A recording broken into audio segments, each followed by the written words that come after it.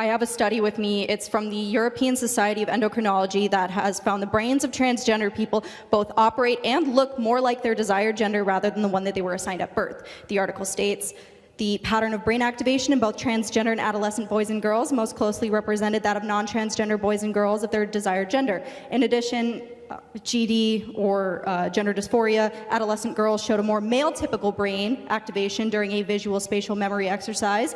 Finally, some brain structure changes were detected that were also more similar, not identical, to those typical of the desired gender of GD boys and girls. Dr. Bacher, the doctor conducting the research, says, although more research is needed, we now have evidence that sexual differentiation of the brain differs in young people with GD as they show functional brain characteristics that are typical of their desired gender.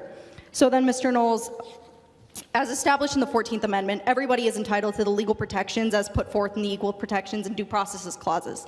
So the interpretation of these clauses can be found in Griswold v. Connecticut, Loving v. Virginia, and Obergerville v. Hodges, the landmark cases enshrining the rights to birth control, interracial marriage, and same-sex marriage. So if the 14th Amendment stands correct, these legal bans on transgender care and their existence in general are therefore viciously in violation of the 14th Amendment. These laws are also not neutral nor generally applicable as required to have a law be constitutional. The precedent can be found in the rulings of the Employment Division, Department of Human Resources of Oregon v. Smith. You know, I fear that I was going to be the only one to give a speech tonight, but I'm glad that I get to attend a speech as well. I apologize for the longevity. But so then, Mr. Knowles, due to your call for the good of society, transgenderism must be eradicated from public life entirely.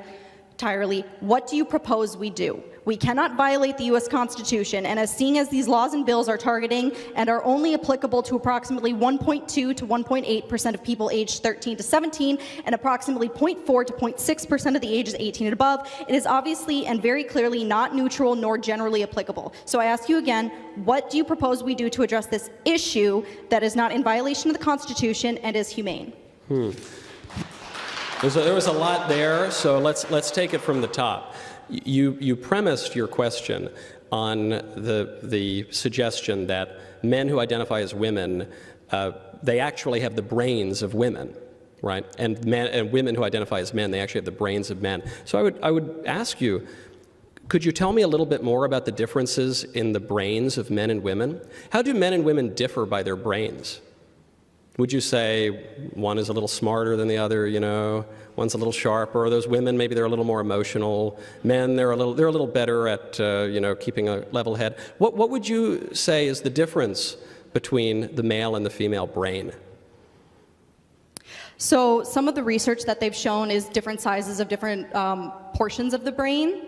I don't have the actual, like, facts in front of my face. I simply only have, like, the actual findings of the research. I raise the question because I think you've unwittingly accepted a premise that is contrary to the liberal point of view and probably to a polite conversation, which is that men and women have these fundamentally different brains. And so if you're saying that men and women are distinct categories, and for that reason perhaps we ought to do away with some of the lies of the feminist movement and some of the lies of the homosexual rights movement, that's fine by me. But I think that these claims are a little bit dubious. And it also undermines the premise of transgenderism. The premise of transgenderism is that one's true self is not necessarily dependent upon one's body, so that one's sex is biologically determined, but one's gender expression is not biologically determined. It's socially constructed and can be whatever one wants it to be. But the case that you've just presented for transgenderism is different than that. What you're saying is that actually transgenderism is biologically determined because the brain is an organ of the body. So what you're really claiming is that these men who claim to be women, they just are biologically women. So you're free to pursue more studies on this. The studies that I've seen are pretty scant, pretty weak, and are not particularly persuasive. But sure, you can have all of those studies. It still doesn't address the question of transgenderism, which is what happens when someone wants to identify as a sex that is different from their physical form. And in that issue, then we have to ask the question, can one really do that?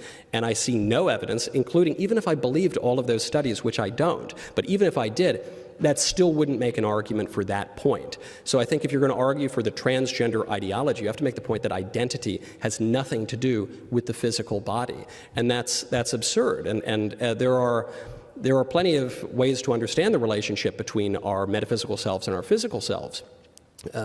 Hylomorphism is the technical term that describes it. For at least 2,300 years, it's good enough for me, the idea that we're a union of body and soul, that sexual difference derives from the body and is an inseparable accident of the individual that persists as long as the individual exists, but it applies to the whole person because we're a composite of body and soul. That's a reasonable explanation to me, and it's served us very well for the entirety of our civilization. If the transgender movement has a different conception of what the person is, they're free to make the argument, but they haven't. What they do is they vacillate between mutually contradictory arguments. On the one hand, they'll say that my true self has nothing to do with my body. Then on the other hand, they'll make the argument you just made, which is that my true self is entirely dependent upon my body. And so I think they've got to get their story straight, but I don't think that they can.